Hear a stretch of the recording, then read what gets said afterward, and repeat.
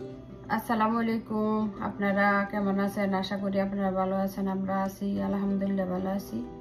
এই যে আমি একটা নতুন রেসিপি করার জন্য এখানে সাদা তিল নিছি। এই যে দেখুন, তিলের খাজা বানানোর জন্য। এখন আমি কিভাবে বানাই আপনারা দেখুন। এই যে আমি চুলের মধ্যে একটা পাতিল দিছি, পাতিল গরম হয়ে গেছে আর তিলগুলো আমি ফ্রাই করতে হবে। এই যে এখানে ঢেলে দিচ্ছি, এখন লাড়ি দিচ্ছি আমি।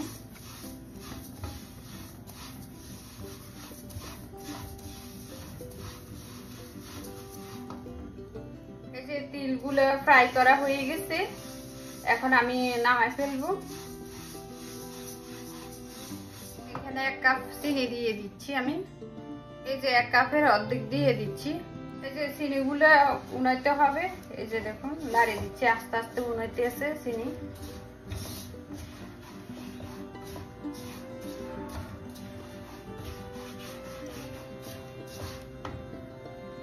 এই যে দেখুন চিনি একদম গলি গেছে, সিরপের মতন হয়ে গেছে।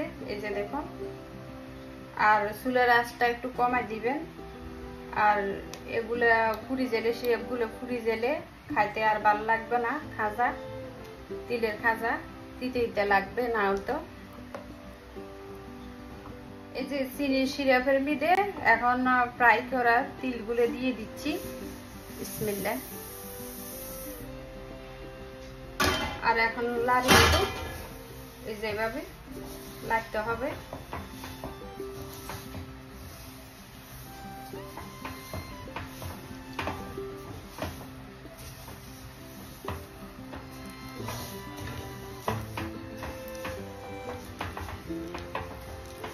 এই যে লাচা লাচা হয়ে গেছে, ভাজা হয়ে গেছে। এখন আমি নামাই ফেলবো।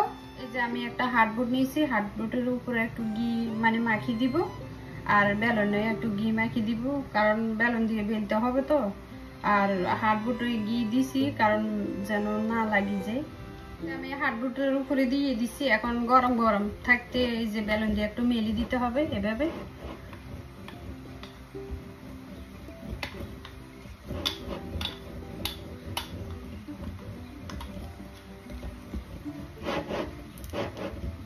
এই যে তিলের খাজা বেলা হয়ে গেছে।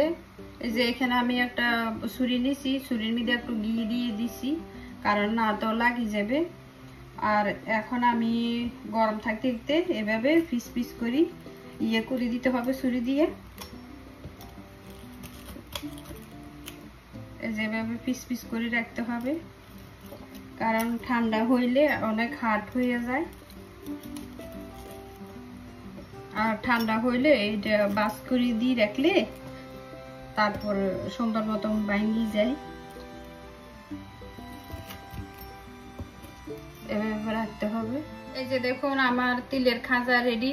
দেখুন অনেক সুন্দর হয়েছে, আর পিস পিস করে কেটে নিয়েছি, আর খেতেও অনেক মজা হয়েছে। এই যে দেখুন। আর আমার রেসিপিগুলো যদি ভালো লাগে প্লিজ আপনারা সাবস্ক্রাইব করবেন, লাইক দিবেন, সবার সাথে শেয়ার করবেন, আর কমেন্ট করবেন। ভুল হলে ক্ষমার সুন্দর দৃষ্টিতে দেখবেন। আল্লাহ হাফেজ।